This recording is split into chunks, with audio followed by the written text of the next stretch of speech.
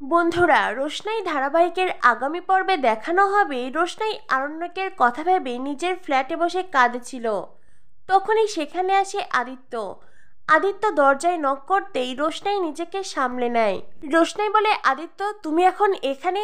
আদিত্য বলে, add agency থেকে call করেছিল, ওনারা তোমার সাথে কথা বলতে চাইছেন। রোশনাই বলে, তুমি তো সবটা সামলে নিয়েছো আর কনফার্মও করেছো, তবে আমার সাথে কথা বলার কি প্রয়োজন আছে? আদিত্য বলে, রোশনাই আমি সবটা কনফার্ম করেছি, তবু ওনারা তোমার সাথে একবার কথা বলতে চাইছেন। রোশনাই বলে, ঠিক আছে। এরপরেই আদিত্য অ্যাড এজেন্সিতে কল করে। রোশনাই লোকটিকে নমস্কার জানাতেই লোকটি রোশনাইকে বলে, ম্যাম আপনি আমাদের অফারটা নিয়েছেন, আমাদের সাথে কাজ করতে রাজি হয়েছেন, এই জন্য আমরা খুব খুশি, তবে এই সব ক্রেডিট আরণ্যক চ্যাটার্জির। কথাটা শুনেই রোশনাইয়ের মুখের হাসি মিলিয়ে যায়। রোশনাই বলে, আরণ্যক চ্যাটার্জি, ওনার নাম আমাদের মাঝখানে কেন আসছে? লোকটি তখন রোশনাইকে জানায়, ম্যাম আমরা আমাদের অ্যাড শ্যুটের জন্য নতুন মুখের সন্ধান করছিলাম। আরণ্যক চ্যাটার্জি তখন আপনার নাম বলেছেন, জানিয়েছেন কলকাতায় আপনি খুব বেশি কাজ করেননি, আর সেজন্যই আমরা আপনাকে অফারটা দিয়েছি। আর শুধু আপনার নামই বলেছেন তা নয়, উনি আমাদেরকে আদিত্য কাপুর স্যারের নামও বলেছেন। কথাটা শুনে আদিত্য বলে, ওই হ্যালো, তার মানে আপনি কি বলতে চাইছেন? আরণ্যক চ্যাটার্জি যদি আমার নাম না বলতো তো আপনারা আমাকে এই কাজের অফার করতেন না? আরণ্যক চ্যাটার্জি বলেছে তারপরেই আমার কথা আপনাদের মনে হয়েছে? না মানে এই ইন্ডাস্ট্রিতে এত বছর কাজ করে আমাকে এখন এই কথা শুনতে হলো? অ্যাড এজেন্সি থেকে লোকটি তখন আদিত্যকে বলে, না মানে স্যার, তখন আপনার কথা আমাদের মাথায় আসেনি। আরণ্যক চ্যাটার্জি আমাদের বলেছিলেন আপনি আর রোশনাই ম্যামের জুটি এখন হিট, আর আপনারা একে অন্যের সাথে কাজ করতে স্বাচ্ছন্দ্য বোধ করবেন, আর সেজন্যই আমি আমার অ্যাড শ্যুটের জন্য আপনাদের ভেবেছি। আর স্যার আমি এখানে আপনাদের সব ব্যবস্থা করে দিয়েছি, 5 স্টার হোটেলে আপনাদের থাকার সব আয়োজন করেছি। আদিত্য বলে, হ্যাঁ আমরা যদি যাই তো আমরা 5 স্টার হোটেলেই থাকবো, এটা আবার আলাদা করে বলার কি আছে? লোকটি বলে, স্যার এটা বলা তো আমার কর্তব্য।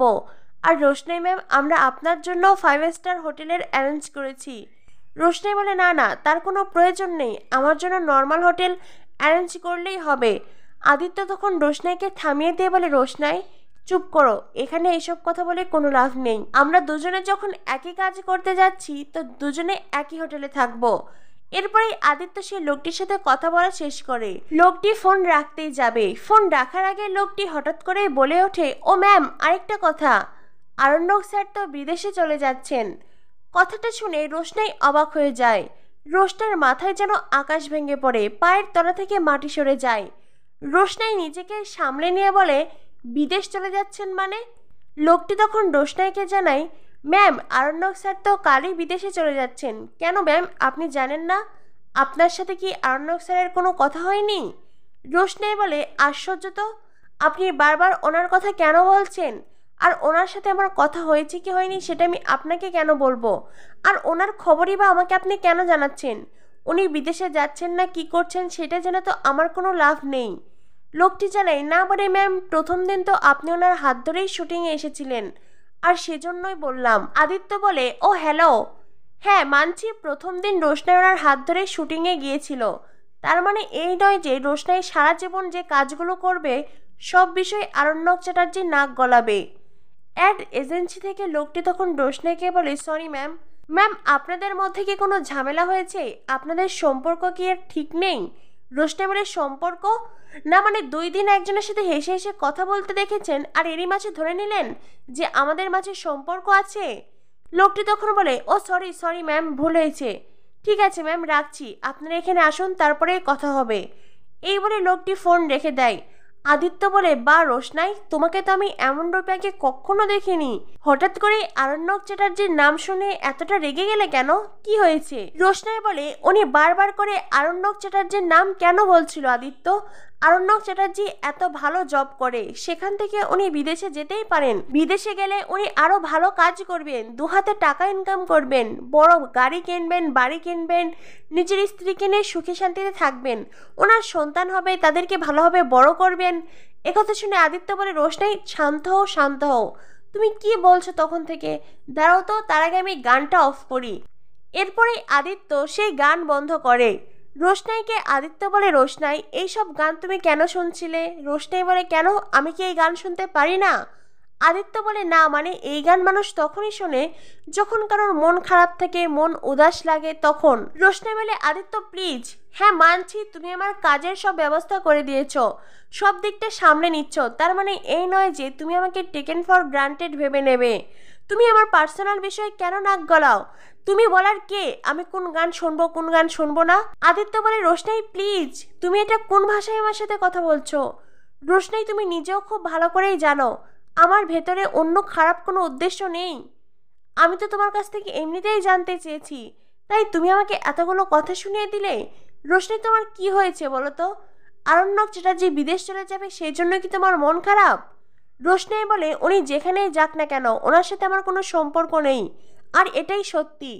আদিত্য বলে, রোশনাই তোমার মনের মধ্যেও কি এই সত্যিটাই আছে? অন্যদিকে গরিমা ও আরণ্যকের বাজানো সেই গান অফ করে দেয়। গরিমা আরণ্যককে বলে, আরণ্যক এই ঘরে এইসব গান শোনা চলবে না। আরণ্যক বলে, গরিমা তোমার কি মনে হয় তুমি যে এই কাজটি করলে সেটা কি নর্মাল?